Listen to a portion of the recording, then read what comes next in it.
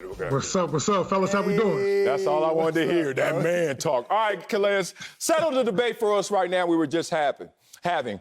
Would this be Tom Brady's greatest Super Bowl if he were to win?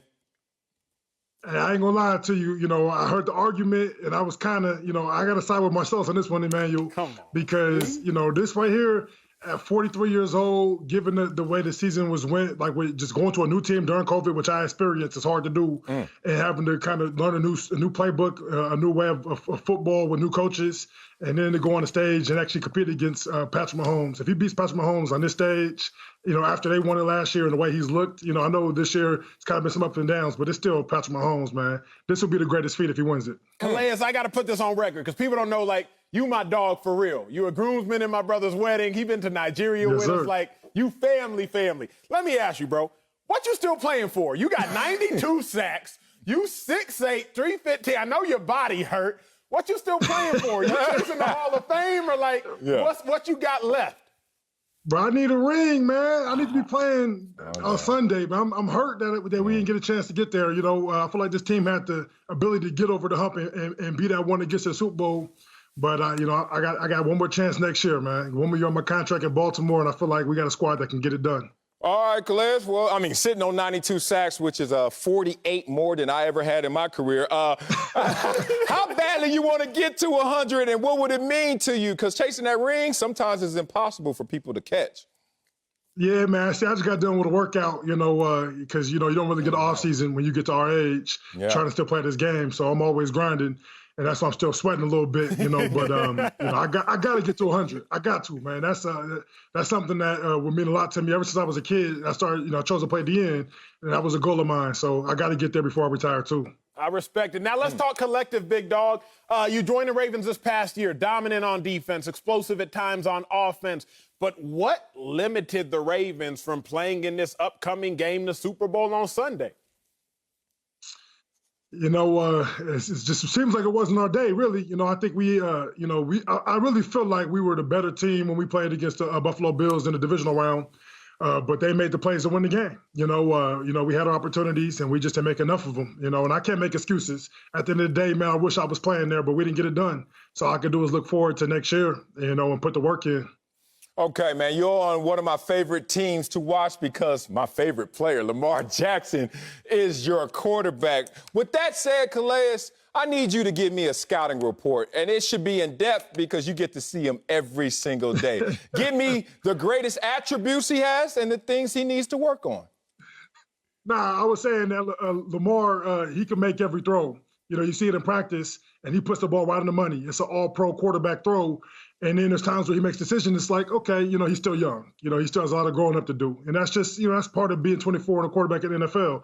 He ain't going to see it all the way, every single time. Even Tom Brady, throws interceptions and stuff. But I see, when I look at Lamar, I see a guy who can make every single throw. And as he continues to get older and start seeing defenses, start understanding the weaknesses of defenses, and he starts winning pre-snap, he's going to be a great quarterback in this league. He already is, but he's going to get even better. No question. Well, you my dog, so I'm going to ask you the hard questions, big bro. We've never seen a quarterback that scares defenses more with their legs win a Super Bowl. Mike Vick got close. He went to a conference championship. Cam Newton got even closer. He went to a Super Bowl. But why do you think that Lamar Jackson can be the one to buck a trend that we've never seen get debunked? Yeah, those guys are great players, and I'm never going to knock any of them because, I played against Mike Vick. He's a spectacular talent. I played against Cam Newton multiple times, and, he set the rookie record in passing yards first game of the season back in, I don't know how many, it was a long time ago. And then, but with Lamar, I see Lamar as a guy, man, he has a great arm, and he has a, great understanding of the game. He loves the game. And I felt like as he continues to develop, he runs the ball well, and he picks and chooses when he wants to run and beats teams with his legs, which you just got to do. He has that talent, got to use it. But I do see his ability to throw the ball. I know we don't do it much, but he's going to continue to get better. Here is our year, but he's gonna have a chance to win a few, by the time his career's over.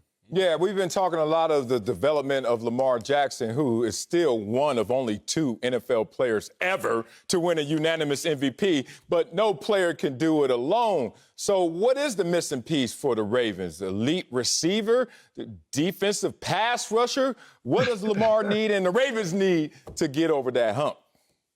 I think, our front office does a really good job, man. And I feel like they have a good understanding of what the team is and what the coaches need. Honestly, we lost so many coaches this year. I'm not even sure what our coaching staff's going to look like. It seems like everybody got promotions, which is a good thing. It goes to show that we've been doing something right the last couple of years.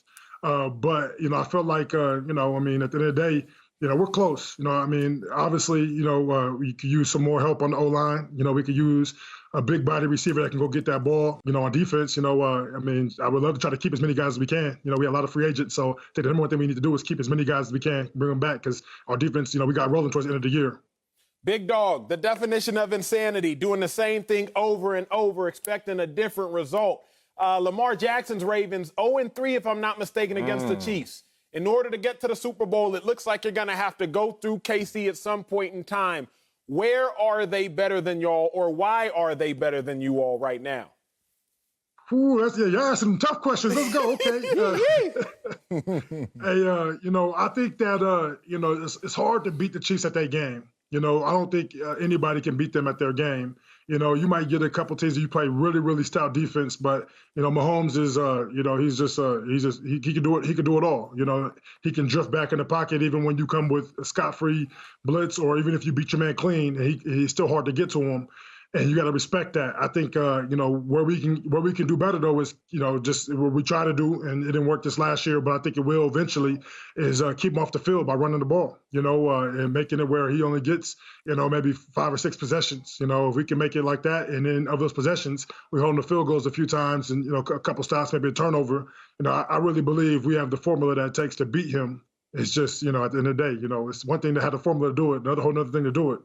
Man, loving the wisdom, loving the knowledge, the depth. Let's lean on you being a veteran of this league. And I know you got to be a fan of the game to be playing this long and playing this well. Let's take you to Houston with DeShawn Watson and his situation in terms of pro player empowerment right now and him wanting out of Houston. What would be your advice to DeShawn Watson as he goes through this process if you were his teammate?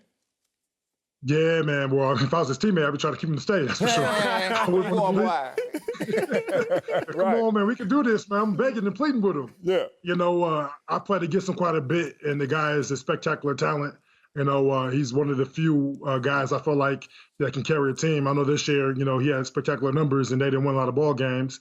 But he put his team in position to have a chance to win, and you gotta give that respect to him. If I give him some advice, though, at the end of the day, man, trust your heart, trust your instincts. So, but I do think that, he is a big presence in Houston, and, I know they can work it out and figure it out. I just feel like, honestly, that's a tough situation to be in. I'm glad I'm not in it. But I do know that he's a smart guy, and he has a lot of football left in front of him. And if a team does trade for him and they have to give up a whole lot to get him, I'm talking about 4 first-round picks at minimum. I think the guy is a spectacular talent. Then that would be a lot. And I think, it might be worth it to a couple of teams out there. But at the same time, no matter what happens, man, just play football, play for the love of the game, and make sure you leave your mark.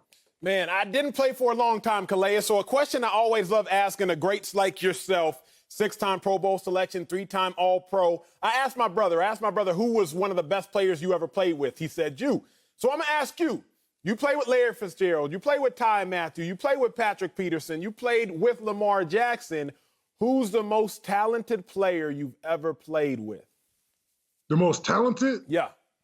Because that's different than the best. It is. It is. Yeah. Give me both. Give me both. Thank you, Calais. I go through that every day. All right. Well, best, I think it has to be Larry Fitzgerald.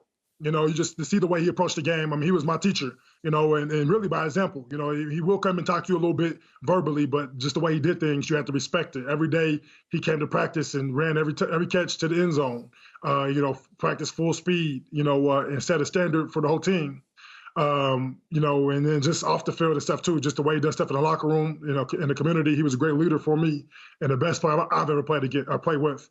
But for the best talent, the most talent.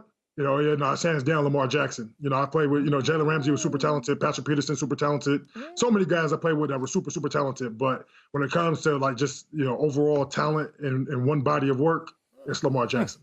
Now, Thank you so much. I'm going to cut that up and use that against Acho all the time, as he knows I love me some Lamar Jackson. One more time, I got to lean on you, veteran man, as an ambassador of this league. Talk to the youngsters out there, those who want to become NFL football players as prospects and those who are young NFL players. What's the key to your longevity, the key to that success? Man, I think the first things first is treat it like a profession. You know, invest in yourself, invest in taking care of your body, invest in your rest, invest in just studying tape. You know, your time, and I think the number one thing you got to do though is you got to outwork everybody else, man. There's no substitution for hard work. This game is plain and simple. The best players are the ones that work the hardest. I just talked about Larry Fitzgerald and his work ethic. You know, he set the tone for me.